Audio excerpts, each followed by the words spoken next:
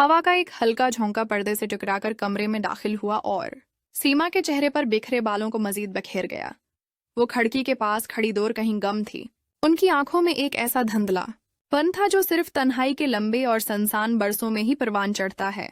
मैंने खामोशी से उनका नाम लेकर पुकारा, सीमा भाभी। उन्होंने अपने ख्यालात को झटका दिया और मेरी तरफ एक नर्म मुस्कुराहट बिखेरते हुए बोले, हामिद तुम आ गए।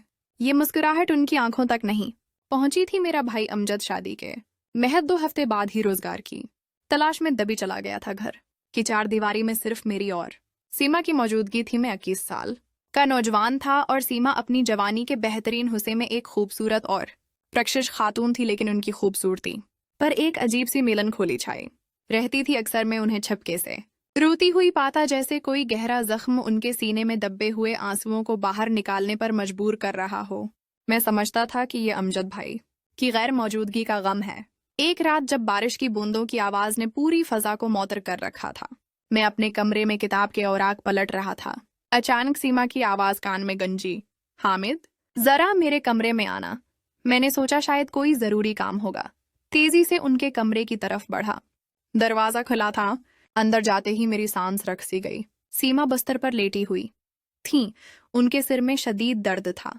उन्होंने मुझे देखते ही कहा, हामिद तुम्हारे भाई ने बताया था कि तुम बहुत अच्छी मालिश करते हो। क्या तुम मेरे सिर की मालिश कर सकते हो? मैं हचकचाया। ये सूरत मेरे लिए नई और परपीच थी, लेकिन उनकी बेचेहरा मुस्कुराहट और आंखों में दर्द के आसार देखकर मैं इनकार न कर सका। मैंने खामोशी से तेल की बोतल उठाई और उनके सरों पर हल्के हाथों से मालिश शुरू कर दी। मेरा दिल दीवार की तरह टिकराता रहा। मेरी अंगुलियां उनके बालों में गुजर रही थी और हवा में खुशबू की एक लहर सी दौड़ रही थी। इसी दौरान सीमा ने कहा, हामिद रोशनी बंद कर दो। मैंने स्विच दबाया। कमरे में सिर्फ बारिश की आवाज और चांद की हल्की सी धीमी रोशनी थी। मैंने मालिश जारी रखी। अचानक सीमा ने मेरा हाथ पकड़ लिया। उनकी अंगुलियां मेरी कलाई पर थीं और उनका सांस गर्म था। उन्होंने मेरे कान के करीब मना लाकर कहा, तुम्हारा भाई दबाई में है और शादी के फौरन बाद चला गया था। मैं मजबूर हूँ। हामिद मेरी जरूरियात का ख्याल रखो। मैं एक जवान औरत हूँ। अगर मैं किसी दूसरे मर्द से ताल्लुक बनाऊं तो तुम्हें और तुम्हारे भाई को बड़ा लगेगा। लिहाजा तुम ही मेरी मदद करो।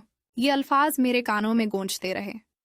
मैं हैरत और शर्मिंदगी के मिले जले जज्बात में गुम होकर रहा गया। मैंने अपना हाथ खींच लिया और बगैर कुछ कहे कमरे से बाहर निकल आया। अगली सुबह सीमा मामूल के मुताबिक दोपटा उड़े हुए थीं और मेरे लिए नाश्ता बना रही थीं। उन्होंने शुक्रगुजारी का इजहार किया, तुमने मेरा सारा दर्द दूर कर दिया। हामिद मैं तुम्हारी ममनून हूँ। मैंने झुझक के साथ कहा, आप सारा दिन घर के काम करती हैं, थक जाती होंगी। मैं कोशिश करूंगा कि आपका हाथ बटा सकूं। इस वाकये के बाद सीमा के रवैये में एक अजीब सा तगीर आ गया। कभी वो बेहद करीब महसूस होते तो कभी एक प्रासरार दूरी ने उन्हें घेर लेता। वो मेरे लिए एक मामा बन गई थी। एक दिन दोपहर को मैं चाय की तलाश में उनके कमरे के करीब से गुजरा तो मैंने अंदर से सीमा के रोने की आवाज सुनी।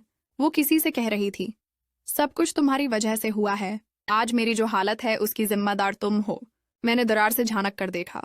सीमा मेरा फोन हाथ में लिए किसी से बात कर रही थी। इनके हाथ में एक पुराना खत था और आंसुओं से उनकी आंखें सरख थी। मेरा फोन जो मैं कल से ढूंढ रहा था।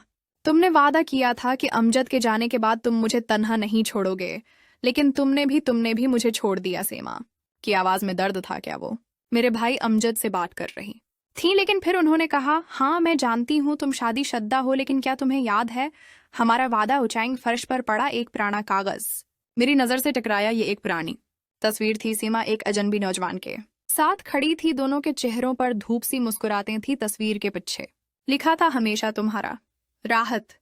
मैंने दरवाजा खटखटाया। सीमा ने फौरी तौर पर फोन बंद क्या और दोपटे से आंसू पूछे, कौन है? उनकी आवाज काम पर रही थी। मैं हूं, हामिद। चाय के लिए आया था। दरवाजा खुला तो मैंने देखा कि उनके हाथ में वो तस्वीर अब भी थी। उन्होंने मेरी हैरत भरी नजरें महसूस कर ली थीं। ये राहत है, मेरी पहली मोहब्बत। सीमा ने बताया कि वो बचपन के पड़ोसी थे। दोनों के दरमियान गहरी मोहब्बत थी। शादी तकरीबन तय हो चुकी थी, लेकिन राहत के खानदान ने अचानक दूसरे शहर मुंतकिल होने का फैसला कर लिया। दोनों ने एक दूसरे का इंतजार करने का वादा किया था। सीमा की आवाज में दर्द था। लेकिन फिर तुम्हारे भाई की शादी की पेशकश आई और मेरे वालिदैन ने मान गए। उन्होंने खत की तरफ इशारा किया जो फर्श पर पड़ा था। कल ही मुझे राहत का खत मिला है। वो वापस आ रहा है और पूछ रहा है कि क्या मैं अब भी उसका इंतजार कर रही हूं। मैं ने सवालिया नजरों से सीमा की तरफ देखा। लेकिन आपने तो अमजद भाई से शादी कर ली थी। सीमा ने आंसू पूछे। हाँ, लेकिन जब शादी हुई तुम्हारा भाई पहले ही दबी जा चुका था। उसने मुझे छोड़ दिया था। बस रस्म पूरी करने के लिए आया था। मुझे अमजद भाई की वो बात याद आई जिसमें उन्होंने कहा था कि वो सिर्फ घर वालों के दबाव में शादी कर रहे हैं। मैं ने समझा था कि वक्त के साथ सब कुछ भूल जाऊंगी। सीमा ने कहा। लेकिन राहत का खत पाकर सब कुछ ताजा हो गया। ये राज मेरे जहन में कई सवालात पैदा कर रहा था। क्या सीमा ने कभी अमजद भाई से मोहब्बत की थी? क्या वो राहत के वापस आने पर अपनी शादी को खतरे में डाल सकती थी? मैंने फैसला क्या कि मैं इस राज को अपने सीने में दफन रखूंगा। कुछ हफ्ते खामोशी से गुजर गए। एक शाम जब मैं यूनिवर्सिटी से वापस आया तो सीमा को गैर मामूली तौर पर खुश पाया। वो गाना गा रही थी और खाना पका रही थी। हामिद, तुम्हारे लिए पसंदीदा बिरयानी बना रही हूँ, उन्होंने मुस्कुराते हुए कहा। मैं हैरान था। हफ्तों बाद पहली बार वो अपने पुराने खुद में वापस आ रही थी।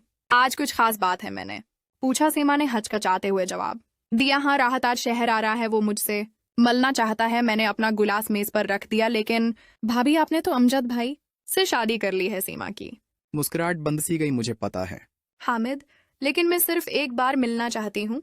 सिर्फ एक आखिरी बार। अगले दिन सीमा ने एक सादा सा साड़ी पहना और बाहर जाने के लिए तैयार हुए। जाते वक्त उन्होंने कहा, अगर अमजद फोन करे तो कहना मैं बाजार गई हुई हूँ। मैंने सिर्फ सिर हिलाया, लेकिन मेरे दिल में एक अजीब सी बेचैनी थी। जैसे ही वो गए मैंने अमजद भाई को फोन करने का फैसला किया। भाई, कब वापस आ रहे हो? मैं ने पूछा अमजद भाई की आवाज में थकावट थी शायद। अगले महीने। क्यों, सब ठीक तो है ना? मैंने एक गहरी सांस लीजी। सब ठीक है, बस पूछ रहा था। शाम को सीमा वापस आए तो उनकी आंखें सरख थी। वो बगैर कुछ कहे अपने कमरे में चली गईं रात के खाने पर। मैंने हिम्मत करके पूछा, सब ठीक है? सीमा ने अपनी प्लेट में देखते हुए कहा। राहत ने मुझे बताया कि वो अब तक शादी नहीं कर पाया। वो अब भी मुझे चाहता है। मैंने खामोशी से उनकी बात सुनी, लेकिन मैंने उसे ठुकरा दिया।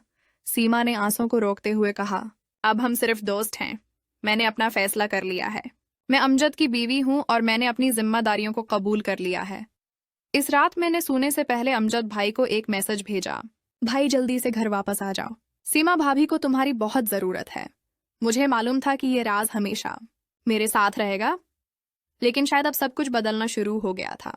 अगले ही हफ्ते अमजद भाई ने इत्तला दी कि वो जल्द ही वापस आ रहे हैं। उनकी आमद ने घर में एक नई रूह फूंक दी। एक शाम मैंने उन दोनों को बागीचे में बैठे हुए देखा। सीमा अमजद भाई से कुछ कह रही थी और वो गौर से सुन रहे थे। फिर उन्होंने सीमा का हाथ थामा। ये पहला मौके था जब मैंने उन दोनों के दरमियान इस कस्म की करबत देखी थी। रात के खाने पर अमजद भाई ने कहा, हामिद, मैं अब मुस्तकलन यही रहने का फैसला कर चुका हूँ। यहाँ भी रोजगार की मौके हैं। सीमा की आंखों में चमक थी।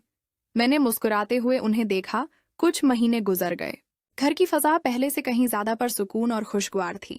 सीमा अब कभी कभार ही उदास नजर आती थी।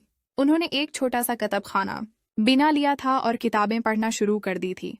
अमजद भाई ने उनकी इस दिलचस्पी को सिरहा और उनके लिए नई किताबें ले आते। एक दिन मैंने सीमा को अमजद भाई के साथ हंसते हुए देखा। ये वो मुस्कुराहट थी जो उनकी आंखों तक पहुंची थी। मैं समझ गया कि वक्त ने अपना काम कर दिखाया था। जख्म भरने लगे थे और नए रिश्ते ने अपनी जड़ें मजबूत करनी शुरू कर दी थी। आज जब मैं उस कहानी को लिख रहा हूं तो मैं सोचता हूं कि जिंदगी अजीब तरह के मोड़ लेकर आती है। मोहब्बत, वफा और जिम्मेदारी के दरमियान तवाजुन कायम करना आसान नहीं होता, लेकिन सच्ची हिम्मत इसमें है कि इंसान अपने फराइज को पहचाने और उन्हें निभाने की कोशिश करे। सीमा ने अपने दिल के टुकड़ों को समेटा, अपने माजी को कबूल किया और अपने हाल को संवारने में कामयाब रही। और मैंने इस राज को अपने सीने में दफन कर दिया, ये जानते हुए कि बाज़ औक़ात खामोशी ही सबसे बड़ा एहसान होती है।